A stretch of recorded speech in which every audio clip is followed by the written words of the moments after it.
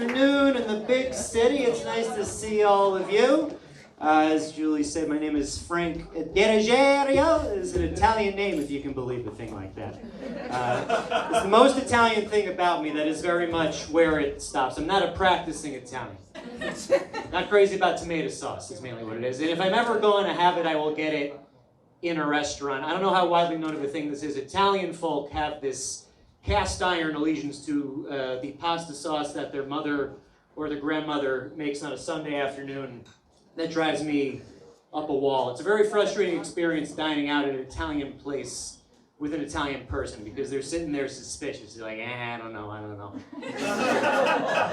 It looks like a nice enough place, but I'm staying away from anything with a red sauce. I tell you what, I've been going to restaurants my whole life. Nobody ever made a red sauce better than my mother makes a red sauce, which is ridiculous. Of course, a chef makes it better.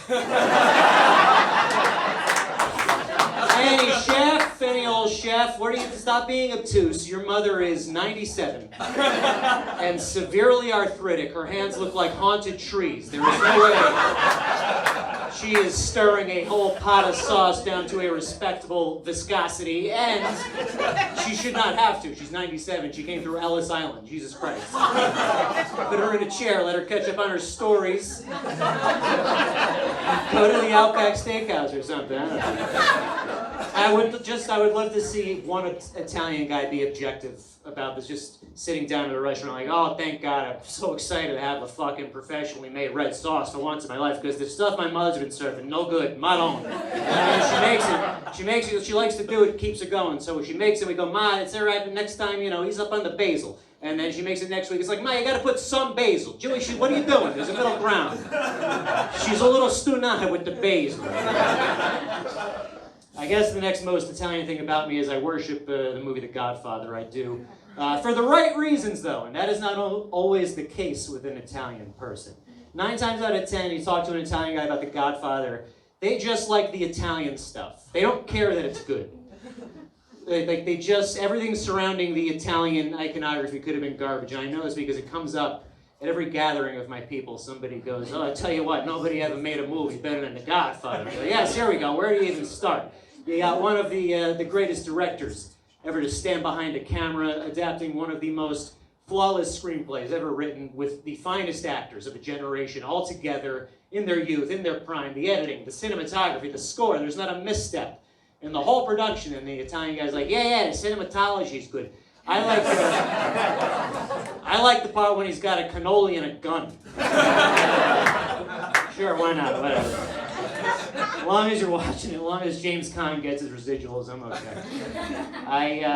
I'll say I'm not here for too long up on this stage, but before I go, I'd like to say I'm happy to be here. I feel grateful. I'm healthy. I have made it thus far through the whole stuff without coming down with the coronavirus.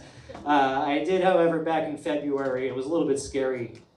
I came down with a pretty gnarly case of Oscar fever. Who loves the Academy Awards?